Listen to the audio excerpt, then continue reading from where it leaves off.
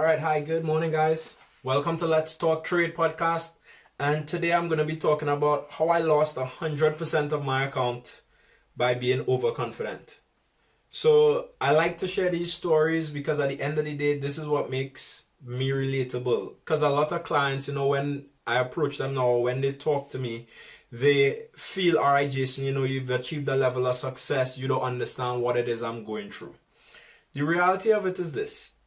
I went through those stuff. I did sometimes more than you all would do or are even willing to do. I've stuck around. I've been through the ups and downs.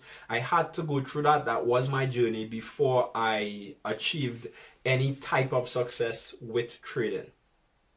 All right, so I just want to be clear. I want you all to understand that that is what I had to go through before I achieved that. And this lesson, I had to learn this lesson. So my mentor would always say, trade with a stop loss. And again, you trading, we start to win. And one of the things I focus on right now with all of my clients is creating proper trading habits. Because this is what tends to happen. When you do something wrong, something that you know is wrong, it easily becomes a bad habit, especially if you win that particular trade. So if I'm supposed to be trading with a stop and I don't trade with a stop and then I win that trade, the next trade that you place, you are going to place it without a stop.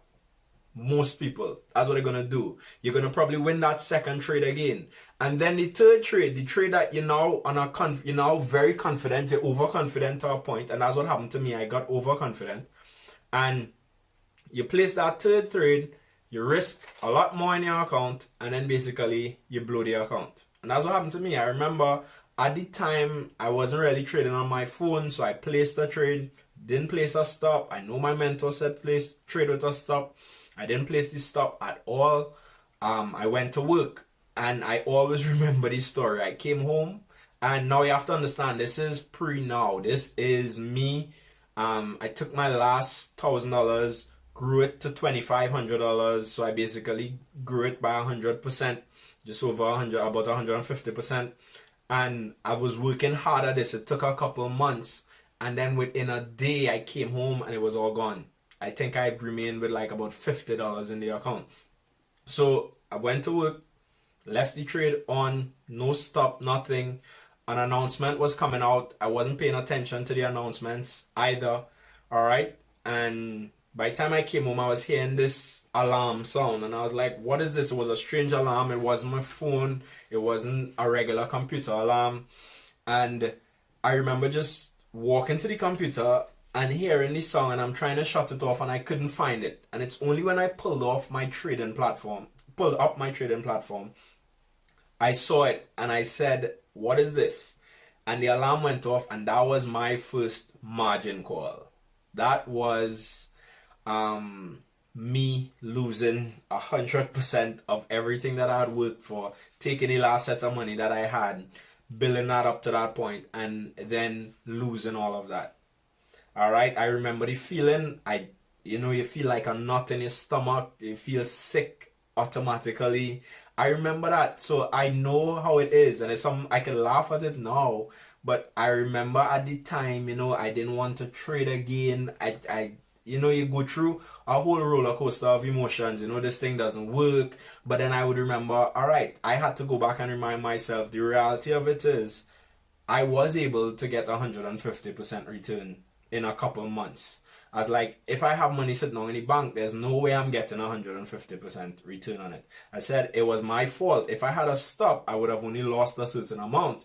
I would have been able to use a predetermined risk, right? So I would have known, all right, I'm only going to risk $300 on this trade. So if I came home and I was wrong, which is what happened in the trade, which will happen, you're not going to win all your trades, I would have only lost $300 and that would have been fine. Right? Because I could have recovered from that. I would have still been in profit overall.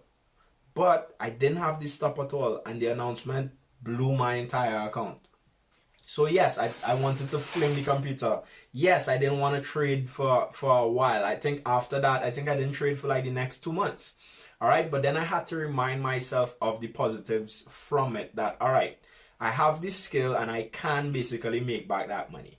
All right, what can I put in place now? Where can I get money to really deposit in my account? All right, to be able to grow that money again. Because I said at the time that was my last $1,000 that I put. So I had to go back into hustle mode. I had to go and find some money to then put back on my account and then start back to grow again. And that is how I learned that lesson for the stop. And some of y'all would experience that as well, because at the end of the day, some of y'all are not going to learn by me telling you or a mentor telling you or somebody else telling you. Some of y'all, your personality is just that you have to learn. You have to get burned to learn. That's something your parents used to say, your grandparents used to say. Some of y'all have to get burned to learn. I am like that. All right. But since then, and even now as I've grown from then, I've approached things a lot differently. So I don't want to get burned to learn. If somebody else is saying that stove is hot, I don't need to touch that stove to get burned, because I'm no longer trying to reinvent the wheel. If they say that stove is hot, I want to stay away from that stove. And that is how I've grown in terms of that aspect personally. So that's one of the things I just wanted to share that with you all, because don't feel like I never went through any losses. Don't feel like I haven't lost 100%. That was the first time. I've blown other accounts before that. I've blown other accounts after that. Sometimes but it's something that, depending on your personality, it will happen. All right. And that's why I always say trading is not for everybody. Everybody can trade, but not everybody should be exposed to trading, because it's not something for everybody. Some people can't stomach risk. They can't take that at all, and it don't work out well. All right, guys. So learn that lesson. Learn from your mentor. Again, as I always say, I said it before, do your due diligence. All right. Understand that. Find somebody that is where you want to be in your field. Now, yes, I'm talking trading here, but in whatever field you are in, find somebody who is where you want to be. Find somebody who you can duplicate. I'm not saying to copy somebody, but duplicate what they did, what they that you could talk to. Find somebody that you could talk to as well. And sometimes that's where it's a bit hard. You might always be able to talk to somebody because you might not have that relationship as yet. But there are ways. I'm sure y'all could be creative and find ways that you can talk to somebody and allow them to basically mentor you in any field that you are in right now. All right, guys. So that is how I lost, as I said, 100% of my account by being overconfident. Don't be overconfident. You need to be confident. I won't tell you to stay humble. You need to be confident in anything that you are doing. And by the definition, go research the definition of humble. If you are trying to achieve success in the earlys especially, right? And I know this part is going to be very controversial. You are, by the definition of being humble, not going to be humble. Just by you needing to promote your product, to promote yourself, to promote your skill, even to yourself, you're not going to be humble. By the definition. All right, guys. So yes, you can still be humble, but at that phase, at that growth phase, whether it be in a skill that you are learning, you need to have that confidence in yourself that you could then say, you know what, I know what I'm doing. I needed that confidence in me to be able to say, all right, I can build back that account that was just blown. Because if I didn't, and that's where most of y'all stop, most of y'all quit. So at that point, how much of y'all would have given up? I didn't, and that is why I have the lifestyle that I have right now. And that is what I try to tell some of y'all. Losses are going to happen. It is going to be part of it. You can't avoid it. What you could do, you could minimize the losses by using a mentor, by using somebody that know what they are doing, that could guide you along the way, that they could tell you, you know what, stay away from this part. There's a lot of traps on this part. Take this one instead. So you still have to do the work. You still going to have to put in the work. Some of y'all feel a mentor is just going to allow you to like instantly achieve success. No, you still have that work to do. You still need that hustle drive. You still need that mentality that, you know what, I'm going to get this done. But the mentor would be able to guide you, and that is the shortcut. But you can't shortcut the shortcut. All right, guys. So just make sure that that is something that you pay attention to. In terms of trading, I just wanted you all to know that I know how it feels to lose 100%. I remember that feeling up to today. I know how it feels to have to start back from zero. Not only in trading, I've had other businesses as well that were unsuccessful. I've tried programs that were not successful at all. All right, what am I supposed to do? Am I supposed to give up? At that point, you face with that challenge, you face with that option to say, all right, I could do two things. I could quit, maybe say this wasn't for me, or I could find a way to either make this work or make something new work. And that's what I want to encourage you all to do, guys. All right, so find a way to make whatever you're doing work, right? Just make sure that you're doing it properly. So get the proper advice. Stop letting your neighbor who's not a trader tell you about trading. Stop letting your neighbor who's not, or your friend who's not whatever field, who's not an accountant tell you about accountants. Think about it. You're not gonna, we go by a doctor because a doctor specializes in what they do. You're not gonna let somebody who walking in the street do a root canal on you. You go by a dentist. So stop, think that, it sounds silly, right? At that point, going by your neighbor to do a root canal because he sees somebody do a root canal sounds crazy, right? But yet at the same time, you're taking advice. I don't care. And again, this is where it's going to be a bit controversial. Your family and friends care about you and they have some of them, and they have your best interests at heart. But if they are not professionals in the field, they cannot give you advice, guys. That's the reality of it. They can't give you advice.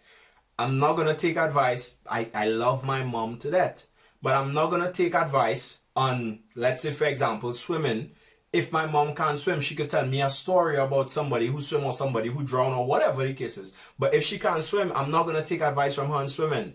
So y'all keep taking financial advice from people. The sad truth is they're broke, but you're taking financial advice from them. Or you're taking relationship advice from people who have 5 failed marriages. That doesn't make any sense to me, but somehow y'all justify that because you know what? These people love me. Guys, take advice from the right people, and that's where your due diligence would come in.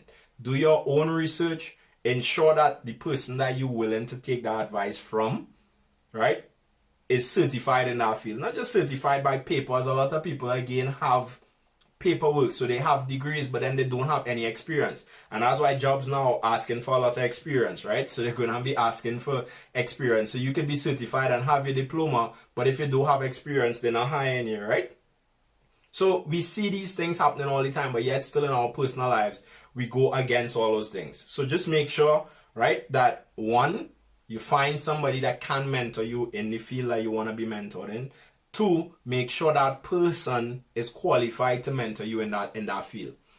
All right, guys. So I know I kind of went sideways there, but I just wanted to let you all know that it is possible. You can achieve success in trading, guys. I am an example. I've helped other people do the same thing, and I know people that are doing it as well. But I also want you to know that it's not a case where I don't know how it feels to take a loss.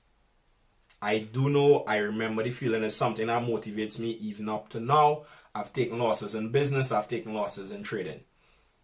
All right, guys. So let's end on a positive note. Go to www.beasttradingchallenge.com. Check out my trading challenge. I've set it up so it's risk-free. So any of y'all that are trading, maybe having issues, maybe, maybe you're just not consistent. This is the perfect way because I've set it up that it's 100% risk-free. So whatever you pay for the challenge is going to be added to your account before we even start, and everything else we do in the challenge is going to be free, guys. But the only way to do that is if you secure a spot, guys. So make sure and get a spot. Go to www.beasttradingchallenge.com, secure a spot, enroll, and I'll see you guys soon.